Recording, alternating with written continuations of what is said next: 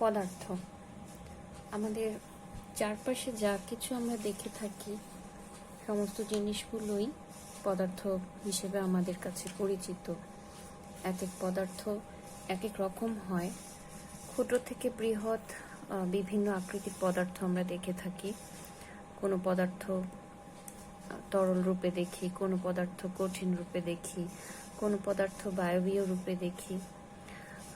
বায়বীয় পদার্থগুলোকে সাধারণত আমরা দেখি না, খালি চোখে দেখি না, কিন্তু অনুভব করতে পারি। প্রিয় ছাত্ররা, আজকের ক্লাস আমরা শুরু করব চ্যাপ্টার 7 পদার্থের গাঠনিক ধর্ম এই টপিক নিয়ে, এই চ্যাপ্টার নিয়ে। সপ্তম অধ্যায় তোমাদের সিলেবাসের। এবং ক্লাসের শুরুতে আশা করছি সবাই ভালো আছো, সুস্থ আছো। আরেকটা নতুন চ্যাপ্টার আমরা শুরু করতে যাচ্ছি। অনেকগুলো নতুন বিষয় আমাদের জানার সুযোগ হবে এখানে। তো আশা করি তোমরা ধৈর্য ধরে ক্লাসগুলো ফলো করবে এবং বিষয়গুলোকে অনুধাবন করার এবং নিজেকে প্রস্তুত করার পরিপূর্ণ প্রচেষ্টা তোমাদের মধ্যে থাকবে। যেটা বলছিলাম, পদার্থ অনেক রকম হলেও কিছু কিছু ধর্ম রয়েছে যেগুলো সকল পদার্থের ক্ষেত্রে একই রকম থাকে। সেগুলোকে পদার্থের সাধারণ ধর্ম বলা হয়। যেমন ধরো, প্রত্যেকটা পদার্থই কিছু অণু পরমাণুর সমন্বয়ে গঠিত। প্রত্যেকটা পদার্থের একটা নির্দিষ্ট জায়গা দখল করবে সেই ক্যাপাসিটি রয়েছে। আবার কিছু কিছু বিশেষ ধর্ম রয়েছে পদার্থের, যেগুলো এক এক শ্রেণীর পদার্থে থাকে, সব ধরনের পদার্থে থাকে না। যেমন ভঙ্গুরতা বা ফ্র্যাজিলিটি আমি যদি বলি, কঠিন বস্তুর বেলায় ভঙ্গুরতা বিষয়টা যেরকম প্রযোজ্য হয় বা ভঙ্গুর হয়, তরল বা বায়বীয় পদার্থকে আমরা কিন্তু ভাঙতে পারি না। কাজে ভঙ্গুরতা এটা কঠিন পদার্থের একটা বিশেষ ধর্ম। আবার বয়ে চলা, এক স্থান থেকে অন্য স্থানে বয়ে চলা, প্রবাহিত হওয়া, কঠিন বস্তু কিন্তু প্রবাহিত হয় না। তরল পদার্থ প্রবাহিত হতে পারে, বায়বীয় পদার্থ প্রবাহিত হতে পারে। তো এই প্রবাহিত হওয়া বা বয়ে চলার যে ধর্মটা, সেটা তরল পদার্থ বা বায়বীয় পদার্থের বিশেষ ধর্ম। তো এরকম পদার্থের বিভিন্ন ধর্ম রয়েছে। পদার্থ গঠনের ক্ষেত্রে কি কি বিষয়গুলো কাজ করে, কিছু বিশেষ ধর্ম নিয়ে সেগুলো বিস্তারিত আলোচনা এই চ্যাপ্টারে থাকছে। প্রথমত আমরা পদার্থ যদি বিশ্লেষণ করতে চাই, একটা পদার্থ আমরা জানি সেটা অণু এবং পরমাণুর সমন্বয়ে গঠিত। তো অণু এবং পরমাণুগুলো যখন একসাথে সহাবস্থান করে, সেক্ষেত্রে কি হয়, একটা বক্স, সেটা একটা কঠিন বস্তু। তার মধ্যে অণুগুলোর গঠন কাঠামো যেমন হয়, এক গ্লাস পানি, তার মধ্যে পানি থাকলে সেই তরল পানি, তার অণুগুলোর গঠন কাঠামো, কিংবা একটা বেলুন যদি আমরা কনসিডার করি, তার মধ্যে গ্যাস পূর্ণ থাকলে তার যে এই গ্যাসীয় পদার্থের অণুগুলোর গঠন কাঠামো একই রকম হয় না। কঠিন পদার্থের বেলায় কি হয়, অণুগুলো খুব কাছাকাছি অবস্থান করে, পরমাণুগুলো খুব কাছাকাছি অবস্থান করে এবং তাদের মধ্যে আন্তঃআণবিক ফাঁকা স্থান বা দূরত্ব, পদার্থ যে এক এক পদার্থ এক একটা বিশেষ ধরনের হয় বা বিশেষ গঠনের হয়, সেটা কিন্তু দুইটি বিশেষ ধর্মের বা দুইটি বিশেষ বৈশিষ্ট্যের কারণে হয়। একটা হচ্ছে আন্তঃআণবিক বল, আরেকটা হচ্ছে আন্তঃআণবিক দূরত্ব। এই দুটি বিশেষ বৈশিষ্ট্যের কারণে এই কঠিন, তরল, বায়বীয় ইত্যাদি পদার্থগুলো আমরা দেখতে পাই। আন্তঃআণবিক বল হলো কি, পদার্থের মধ্যকার, পদার্থ সৃষ্টিকারী যে অণুগুলো রয়েছে তাদের মধ্যকার পারস্পরিক আকর্ষণ বল। সেটাকে বলা হয় মধ্যকার, আণবিক অণুর মধ্যকার আকর্ষণ বল। তাহলে যেই পদার্থের অণুগুলোর মধ্যে আকর্ষণ বল যত প্রবল হবে, সেই পদার্থের অণুগুলো তত কাছাকাছি থাকবে, গঠন তত দৃঢ় হবে। আরেকটা বিষয় হচ্ছে আন্তঃআণবিক দূরত্ব। বোঝালাম আমরা ভেতরকার, আর আণবিক অণুর।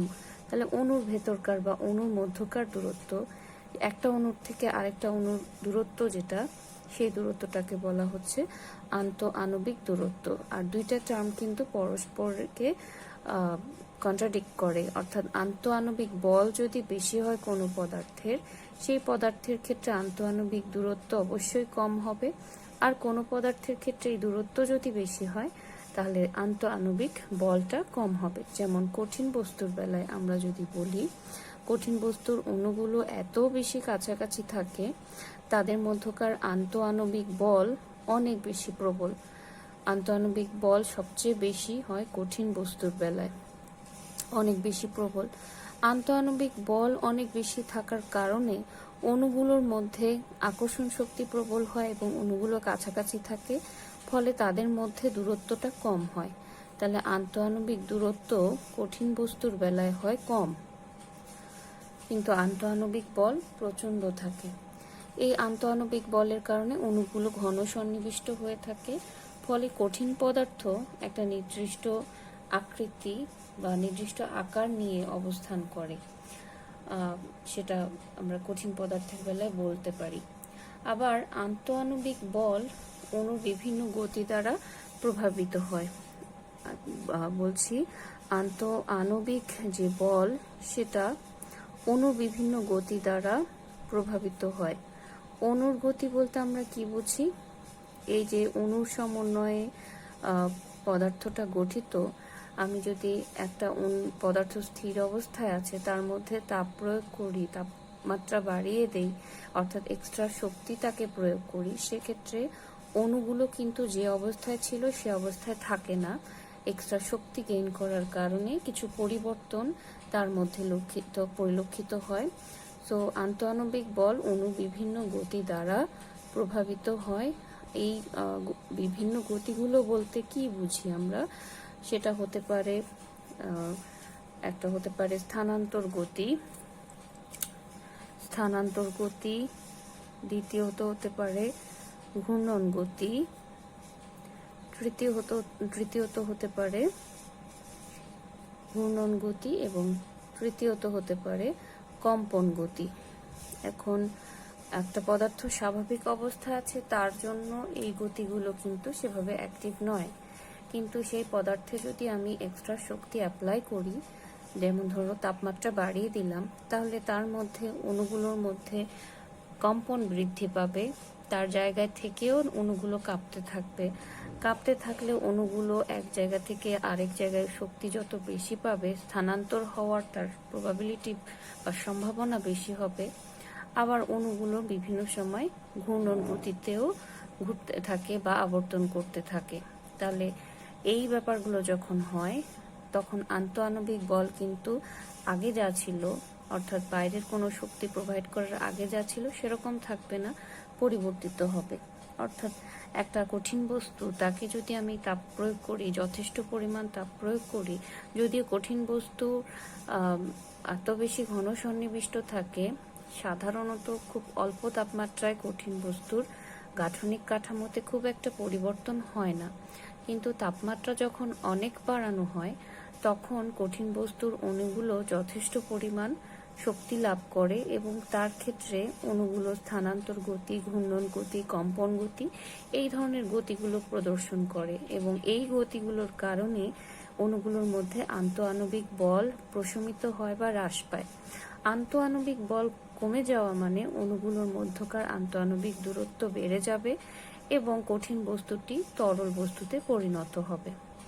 এইভাবে বাহ্যিক শক্তি প্রয়োগে আমরা একটা বস্তুকে আরেকটা বস্তু বা একটা পদার্থকে আরেকটা পদার্থে রূপান্তর করতে পারি। যেটা আমরা বলছিলাম, কঠিন বস্তুর বেলায় অণুগুলো খুব ঘন সন্নিবিষ্ট থাকে, তাদের মধ্যে আন্তঃআণবিক বল সবচেয়ে বেশি থাকে, আন্তঃআণবিক দূরত্ব সবচেয়ে কম থাকে এবং কঠিন বস্তুগুলো আমরা জানি যে নির্দিষ্ট আকার থাকে, আকৃতি থাকে, ঠিক আছে? এই বস্তুগুলো ঘন সন্নিবিষ্ট হওয়ার কারণে নির্দিষ্ট একটা আকৃতি নিয়ে অবস্থান করে এবং সাধারণ তাপমাত্রায় বা সাধারণ অবস্থায় এদের কোনো ঘূর্ণন বা স্থানান্তর গতি থাকে না, খুব উচ্চ তাপমাত্রা প্রয়োগ না করলে এদের ঘূর্ণন বা স্থানান্তর গতি ইত্যাদি গতি দ্বারা এই কঠিন বস্তুগুলো প্রভাবিত হয় না। তারপরে আসি আমরা তরলের বেলায়। কঠিন পদার্থের তুলনায় তরল পদার্থের অণুগুলোর মধ্যে আন্তঃআণবিক যে বল সেটা কিছুটা দুর্বল হয়, অর্থাৎ কঠিন বস্তুর আন্তঃআণবিক সবচেয়ে বেশি, তারপর হলো তরল বস্তু। তরল বস্তুর ক্ষেত্রে আন্তঃআণবিক বলটা কিছুটা দুর্বল হয়, আর আন্তঃআণবিক বল যখন দুর্বল হয় তার আন্তঃআণবিক দূরত্ব কিন্তু কিছুটা বেড়ে যাবে, কারণ অত স্ট্রং কোনো ফোর্স দ্বারা, খুব শক্তিশালী কোনো বল দ্বারা তারা একসাথে ঘন সন্নিবিষ্ট অবস্থায় নেই কঠিন বস্তুর মতো। ফলে তাদের মধ্যকার দূরত্ব বেড়ে যাবে, অর্থাৎ আন্তঃআণবিক দূরত্ব বেড়ে যাবে। এই অবস্থায় আমি যদি তরল বস্তুতে আরও এক্সট্রা শক্তি প্রোভাইড করি, তাহলে সেই তরল বস্তুর যে অণুগুলো সেগুলোর মধ্যে আবার অণুর বিভিন্ন গতি পরিলক্ষিত হবে, স্থানান্তর গতি, ঘূর্ণন গতি এগুলো পরিলক্ষিত হবে, এবং কম্পন গতি। এবং তার ফলে আরও যদি আমি তাপমাত্রা বাড়াই, অতিরিক্ত শক্তি প্রোভাইড করি, সেক্ষেত্রে সেটা আন্তঃআণবিক বলের উপর প্রভাব পড়বে, আন্তঃআণবিক বল আরও কমে যাবে এবং অণুগুলো আরও দূরে সরে যেতে থাকবে, অর্থাৎ তাদের মধ্যকার ফাঁকা স্থান বা আন্তঃআণবিক দূরত্বগুলো বাড়বে এবং সেটা আস্তে আস্তে গ্যাসীয় বস্তুতে বা গ্যাসে কনভার্ট হবে। তো তরল পদার্থের বেলায় আন্তঃআণবিক বল তুলনামূলক কম থাকায় এগুলো কঠিন বস্তুর মতো ঘন সন্নিবিষ্ট অবস্থায় থাকে না। সে কারণে তরল পদার্থের নির্দিষ্ট কোনো আকৃতি থাকে না, যে পাত্রে রাখা হয় সেই পাত্রের আকৃতি ধারণ করে। এই বৈশিষ্ট্যগুলো কম বেশি আমরা জানি। তারপরে কঠিন পদার্থের গেল, তরল পদার্থ গেল। বায়বীয় পদার্থের বেলায় অণুগুলোর মধ্যে ফাঁকা স্থান অনেক বেশি হয়, অনেক দূরে দূরে অবস্থান করে। ফলে যত বেশি জায়গা জুড়ে সে থাকবে তত বেশি আয়তন সে দখল করবে। কাজে তরল পদার্থের আয়তন অনেক বেশি হয়, অনেক বেশি আয়তন জুড়ে, গ্যাসীয় পদার্থের কথা বলছি, গ্যাসীয় পদার্থ অনেক বেশি আয়তন জুড়ে অবস্থান করে এবং এক্ষেত্রে এর অণুগুলোর মধ্যে আন্তঃআণবিক বল খুবই কম, সবচেয়ে কম, এবং আন্তঃআণবিক ফাঁকা স্থান সবচেয়ে বেশি বলে এই অণুগুলোর অর্থাৎ গ্যাসীয় পদার্থের নির্দিষ্ট আকার এবং আকৃতি থাকে না। এখন যদি আমি একটু আগে বলছিলাম যে কঠিন বস্তু বা তরল বস্তুতে তাপ প্রয়োগ করলে, অর্থাৎ এক্সট্রা শক্তি প্রয়োগ করলে সেগুলো আন্তঃআণবিক ফাঁকা স্থান বাড়ে, সম্প্রসারিত হয় এবং কঠিন বস্তু তরল বস্তুতে, তরল বস্তু গ্যাসীয় বস্তুতে রূপান্তরিত হয়। উল্টা কাজটা যদি আমরা করি, তরল বস্তু একটা পাত্রে রেখে তার মধ্যে যদি চারদিক থেকে আমি চাপ প্রয়োগ করি, তাহলে সেই চাপের কারণে, যেহেতু গ্যাসীয় বস্তুর কথা বলছি, গ্যাসীয় পদার্থের অণুগুলোর মাঝখানে যথেষ্ট ফাঁকা স্থান রয়েছে, তো চাপ প্রয়োগ করলে এই ফাঁকা স্থানগুলো দখল করে অণুগুলো কিন্তু আবার কাছাকাছি চলে আসে এবং ফলে তাদেরকে সংকুচিত করা সহজ হয়। কঠিন বস্তুর বেলায় সেটা কিন্তু সম্ভব হয় না, কারণ কঠিন বস্তুর বেলায় ফাঁকা স্থান প্রায় নেই বললেই চলে।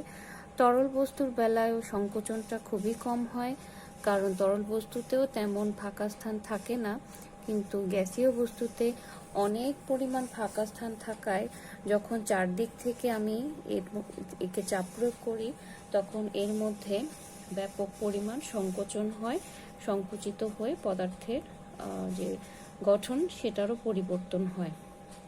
তো আন্তঃআণবিক ফাঁকা স্থান না থাকার, আন্তঃআণবিক ফাঁকা স্থান বেশি থাকার কারণে বায়বীয় পদার্থ বা গ্যাসীয় পদার্থ তার আকৃতি থাকে না, আকার থাকে না নির্দিষ্ট, কিন্তু সে অনেকটা আয়তন জুড়ে থাকে। আয়তন কঠিন বা তরল বস্তুর চেয়ে বেশি হয়। এখন এই অবস্থায় যেটা বলছিলাম, যদি এই গ্যাসীয় পদার্থে চাপ প্রয়োগ করি তাহলে অণুগুলো কাছাকাছি আসবে, কিন্তু কতটুকু কাছাকাছি আসবে?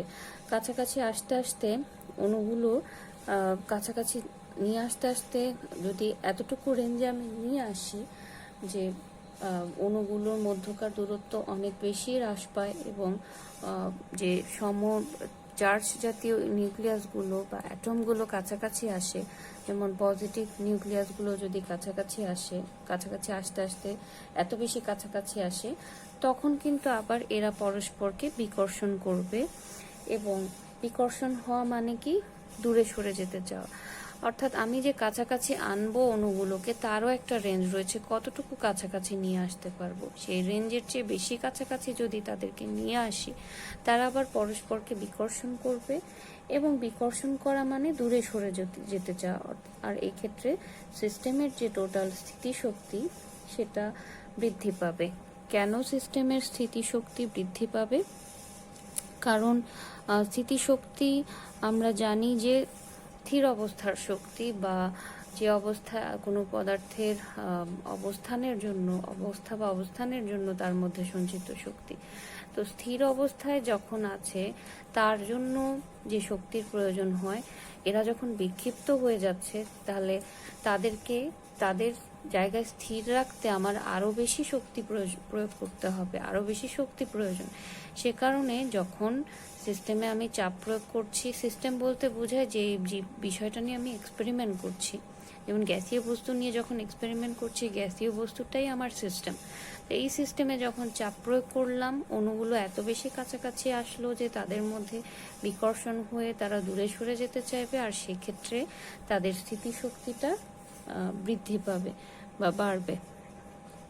এই গেল আমাদের 3 ধরনের পদার্থ যেগুলো রয়েছে, কঠিন, তরল এবং বায়বীয়। তাদের স্বাভাবিক কিছু সাধারণ ধর্ম বা আকার আকৃতি কেন এরকম হয়, কঠিনের বেলায় কেন হয় এরকম, তরলের বেলা একরকম, বায়বীয় পদার্থের বেলা একরকম, বা আন্তঃআণবিক বল এবং আন্তঃআণবিক দূরত্ব, এদের প্রভাবটা 3 ধরনের বস্তুর বেলায় কেমন হয় সেটা আমরা জানলাম।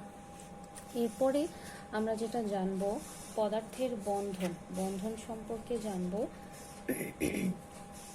যে পদার্থ অনেক অণুপরমাণুর সমন্বয়ে গঠিত, কিন্তু অণু বা পরমাণু অবস্থায় যখন থাকে পদার্থগুলো, তখন তাদের মধ্যকার শক্তি যা থাকে তার চেয়ে, বা তাদের মধ্যে স্থিতিশীল অবস্থাটা কম থাকে, তার চেয়ে একটা মৌলের অণু পরমাণু আরেকটা মৌলের অণু পরমাণুর সঙ্গে যখন যুক্ত হয়ে বন্ধন সৃষ্টি করে, তখন তারা অনেক স্থির অবস্থায় আসে, স্থিতিশীল অবস্থায় আসে, বা নতুন ধরনের পদার্থ গঠিত হয়। সে কারণেই পদার্থের বন্ধনটা আমাদের জানতে হবে। বন্ধন যদি বলি, পদার্থের ক্ষেত্রে বন্ধন কয়েক রকম হয়, যেমন আয়নিক বন্ধন, সমযোজী বন্ধন, ধাতব বন্ধন, হাইড্রোজেন বন্ধন, ভ্যান ডার ওয়ালস বন্ধন, হাইব্রিড বন্ধন ইত্যাদি অনেক ধরনের বন্ধন হয়। কিন্তু আমরা কমন যে বন্ধনগুলো রয়েছে পদার্থে, সেগুলো নিয়ে আলোচনা করব। সেগুলো হচ্ছে আয়নিক বন্ধন, সমযোজী বন্ধন, সমযোজী বন্ধন, ধাতব বন্ধন, ভ্যান ডার ওয়ালস বন্ধন ইত্যাদি বন্ধনগুলো নিয়ে আমরা আলোচনা করব। এই বন্ধনগুলোর প্রকৃতি কেমন হয়, কোন ধরনের পদার্থে এই বন্ধনগুলো উপস্থিত থাকে, সেই জিনিসগুলো নিয়ে কিছুটা আলোচনা করার চেষ্টা করব।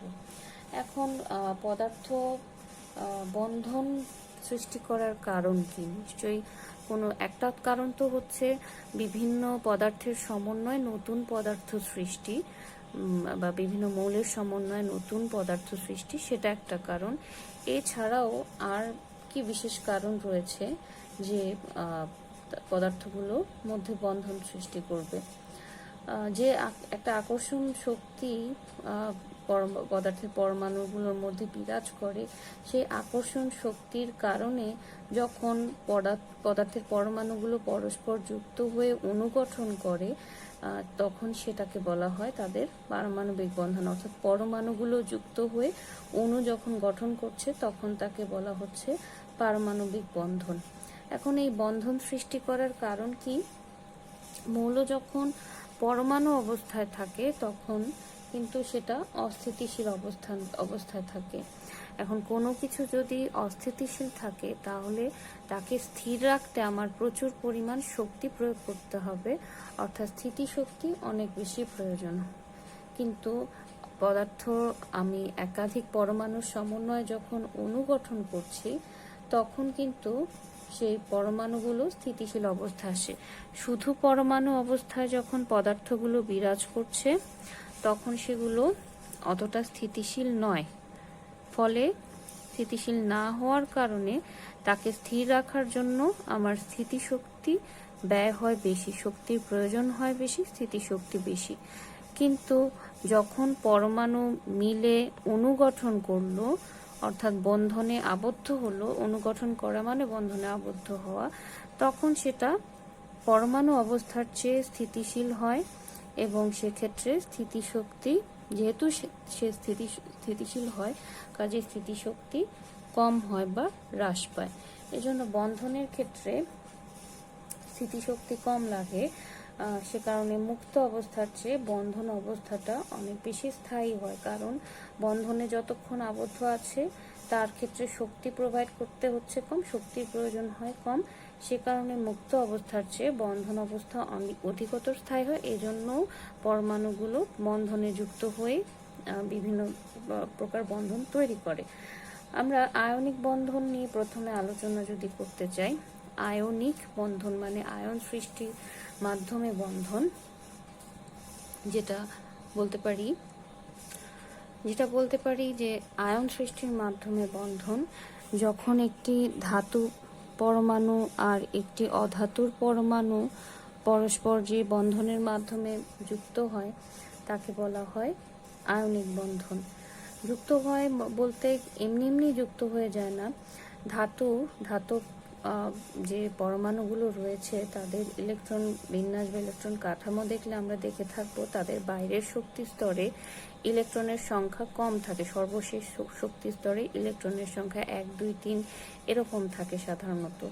আর অধাতু পরমাণুগুলোর বাইরের শক্তি স্তরে ইলেকট্রন সংখ্যা তুলনামূলক বেশি থাকে, 6, 7, 5, 6, 7 এরকম।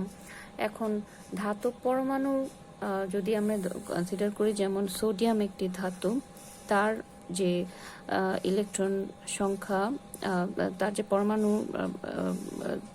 পারমাণবিক ভর সেটা হচ্ছে 11, পারমাণবিক সংখ্যা হচ্ছে 11। তাহলে তাকে বিশ্লেষণ করলে আমরা পাই, বা ইলেকট্রন বিন্যাস করলে 2, 8, 1, এভাবে আমরা ইলেকট্রন বিন্যাস করে পাই ধাতব সোডিয়াম বা ধাতুর ক্ষেত্রে। আবার ধরে থাকি যে একটা অধাতু যদি ধরি, যেমন ক্লোরিন একটি অধাতু, তার ক্ষেত্রে পারমাণবিক সংখ্যা হলো 17, তাহলে 2, 8, 7 তাকে যদি আমি ইলেকট্রন বিন্যাস করি এরকম হয়। সো এক্ষেত্রে দেখতে পাচ্ছি ধাতব পরমাণুর সর্বশেষ শক্তি স্তরে ইলেকট্রন সংখ্যা কম থাকে, আর অধাতুর পরমাণুর সর্বশেষ শক্তি স্তরে ইলেকট্রন সংখ্যা বেশি থাকে। এবং প্রত্যেকটা পরমাণুই চায় কিন্তু নিষ্ক্রিয় গ্যাসের যে ইলেকট্রন বিন্যাস সেটা অর্জন করতে চায়। যেমন সোডিয়াম, সে তার বাইরের একটা ইলেকট্রন যদি ত্যাগ করে, সে নিয়নের ইলেকট্রন বিন্যাস সেটা অর্জন করবে। নিকটবর্তী যে নিষ্ক্রিয় গ্যাস তার ইলেকট্রন বিন্যাস নিয়নের বাইরের শক্তি স্তরে বা নিয়নের ক্ষেত্রে পারমাণবিক সংখ্যা যেহেতু 8, তো সেই নিয়নের ইলেকট্রন কাঠামো অর্জন করার চেষ্টা করে একটা ইলেকট্রন ত্যাগ করে। আবার ক্লোরিন, তার বাইরের শক্তি স্তরে 7টা ইলেকট্রন রয়েছে, সে যদি সোডিয়ামের এই একটা ইলেকট্রন গ্রহণ করে বা নিয়ে নেয়, তাহলে সে আর্গনের ইলেকট্রন বিন্যাস, অর্থাৎ আর্গন যে নিষ্ক্রিয় গ্যাস তার ইলেকট্রন বিন্যাস অর্জন করবে, অর্থাৎ তার টোটাল যে পারমাণবিক সংখ্যা 18 হবে, অর্থাৎ নিষ্ক্রিয় গ্যাসের মতো চরিত্র সে ধারণ করতে পারবে। তাহলে এক্ষেত্রে ধাতব পরমাণু এক বা একাধিক ইলেকট্রন ত্যাগ করে এবং ধনাত্মক আয়নে পরিণত হয়। যেমন সোডিয়াম একটা ইলেকট্রন যদি ছেড়ে দেয় তাহলে সে একটা পজিটিভ আয়নে পরিণত হবে, আর অধাতব পরমাণু যেহেতু ইলেকট্রন গ্রহণ করে সে নেগেটিভ আয়নে পরিণত হবে বা ঋণাত্মক চার্জ বিশিষ্ট আয়নে পরিণত হবে। এবং এই বিপরীতধর্মী চার্জ কিন্তু আমরা জানি পরস্পরকে আকর্ষণ করে। এবং এই বিপরীত ধর্মী অর্থাৎ ধনাত্মক এবং ঋণাত্মক ধর্মী চার্জ তাদের মধ্যে একটা স্থির বৈদ্যুতিক আকর্ষণ বলের সৃষ্টি হবে এবং বন্ধন তৈরি হবে। আর এই বন্ধনটাকে আমরা বলছি আয়নিক বন্ধন। আয়নিক বন্ধন বিপরীতমুখী বা বিপরীতধর্মী আয়নের মধ্যে হয়ে থাকে, সে কারণে অবশ্যই একটা ধাতু এবং একটা অধাতুর সমন্বয়ে এই বন্ধনটা তৈরি হবে। এবং এক্ষেত্রে আয়নিক বন্ধন তৈরির ক্ষেত্রে শর্ত হলো কি, একটা হতে হবে ধাতু, একটা হতে হবে অধাতু। দ্বিতীয়ত প্রথম মৌল অর্থাৎ ধাতব যে পরমাণুটি তার আয়নীকরণ শক্তি বা ইলেকট্রন আসক্তিটা কম হবে, কারণ সে ইলেকট্রন ত্যাগ করবে। ধাতুর বেলায় ইলেকট্রন আসক্তিটা কম হবে। ইলেকট্রনের আমি সংক্ষেপে লিখছি, ইলেকট্রন আসক্তি কম হবে। আর অধাতু যে তার কিন্তু ইলেকট্রন আসক্তিটা অনেক বেশি উচ্চ হবে, ইলেকট্রনের আসক্তি অনেক বেশি হবে অধাতুর ক্ষেত্রে।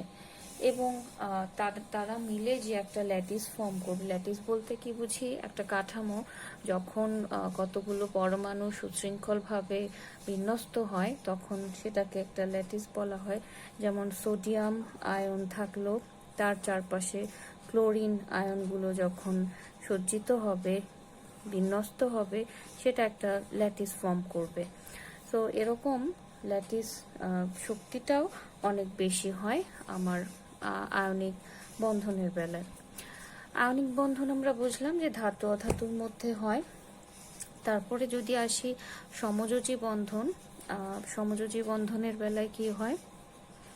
সমযোজী বন্ধন হচ্ছে শেয়ারিং হয় এ ধরনের একটা বন্ধন, অর্থাৎ ধাতু আয়নিক বন্ধনের বেলায় আমরা যেরকম দেখলাম ধাতু অধাতুর মধ্যে ইলেকট্রন সরাসরি আদান প্রদান হয়ে বন্ধন গঠিত হচ্ছে, কিন্তু সমযোজী বন্ধনের ক্ষেত্রে হয় অধাতুর, শুধুমাত্র অধাতুর যে পরমাণু তাদের মধ্যে হয়, সেটা একই পদার্থের পরমাণু হতে পারে, একই মৌলের পরমাণু হতে পারে, অথবা ভিন্ন মৌলের পরমাণুরও মধ্যেও হতে পারে।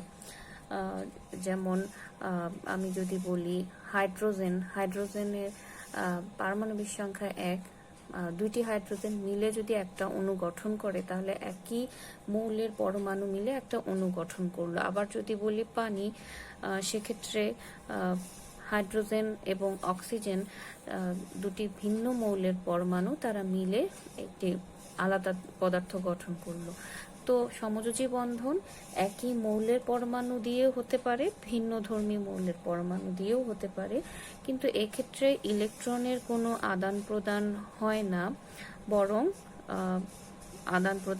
বরং কি হয়, শেয়ারিং হয়। যথেষ্ট পরিমাণ ইলেকট্রন থাকে না যে আমি আরেকজনকে দিয়ে দিব, বা আরেকজনেরও সেই টেন্ডেন্সি থাকে না সে আরেকজন থেকে আমার একটা ইলেকট্রন নিয়ে নেবে। তার চেয়ে বরং আমার যা আছে আমি সেটা আরেকজনের সঙ্গে শেয়ার করলাম। দুজনের সমান শেয়ারিং এর দ্বারা, সমান সংখ্যক ইলেকট্রন শেয়ারিং এর দ্বারা যেই বন্ধন তৈরি হয় তাকে বলা হয় সমযোজী বন্ধন। এবং এক্ষেত্রে জোড়ায় জোড়ায় ইলেকট্রন শেয়ার হয়। জোড়ায় জোড়ায় মানে একটা পরমাণু যে ইলেকট্রন দিল, যদি একটা ইলেকট্রন দেয়, আরেকটি পরমাণু সেই সেম সংখ্যক ইলেকট্রন দিয়ে সে শেয়ার করবে এবং সে বন্ধনটা গঠিত হবে। যেমন একটা হাইড্রোজেনের একটা ইলেকট্রন রয়েছে, আর আরেকটা হাইড্রোজেন মিলে যদি হাইড্রোজেন অণু গঠন করতে চায়, দুইটি হাইড্রোজেন পরমাণু লাগবে, তাহলে দুইজন তাদের নিজেদের মধ্যকার যে ইলেকট্রনটা রয়েছে সেটা শেয়ার করে এখানে হাইড্রোজেন অণু গঠন করছে। কেউ কাউকে একেবারে দিয়ে দিচ্ছে না, বরং শেয়ার করে এখানে একটা অণু বা জোড়া ফর্ম করে একটা অণু গঠন করছে। ফলে ইলেকট্রন শেয়ারিং এর মাধ্যমে এই বন্ধন গঠিত হয় এবং এটাকে বলা হয় সমযোজী বন্ধন। তবে এই বন্ধন আয়নিক বন্ধনের তুলনায় কিছুটা দুর্বল হয়, অর্থাৎ আয়নিক বন্ধন হচ্ছে সবচেয়ে শক্তিশালী বন্ধন। এবং ইলেকট্রন ভাগাভাগির ফলে দুটি পরমাণুর মধ্যবর্তী এলাকায়, যেহেতু ভাগাভাগিটা মাঝামাঝি অঞ্চলে হয়, সেখানে ইলেকট্রন ঘনত্ব বেশি হয়। হাইড্রোজেন, নাইট্রোজেন, সিলিকন ইত্যাদি অধাতু পরমাণুগুলো যেই আমার সমযোজী বন্ধন সেটা প্রদর্শন করে। তাহলে সমযোজী বন্ধন তৈরির ক্ষেত্রে প্রধান শর্ত হলো দুটি অধাতব পরমাণুর মধ্যে সমযোজী বন্ধন গঠিত হবে, এবং তারপরে দ্বিতীয় শর্ত হলো তাদের মধ্যে ইলেকট্রন আদান প্রদান না হয়ে সমান সংখ্যক ইলেকট্রন শেয়ারিং হয়ে এই বন্ধন গঠিত হবে, সমযোজী বন্ধন গঠিত হবে। আরও যে বন্ধনগুলো রয়েছে সেগুলো নিয়ে বিস্তারিত আমরা পরের ক্লাসে জানবো। আজকের ক্লাসে এতটুকুই জানলাম, পরের ক্লাসে বাকিটা আলোচনা হবে আশা করছি তোমরা মনোযোগী হবে। ক্লাস ফলো করার জন্য ধন্যবাদ সকলকে।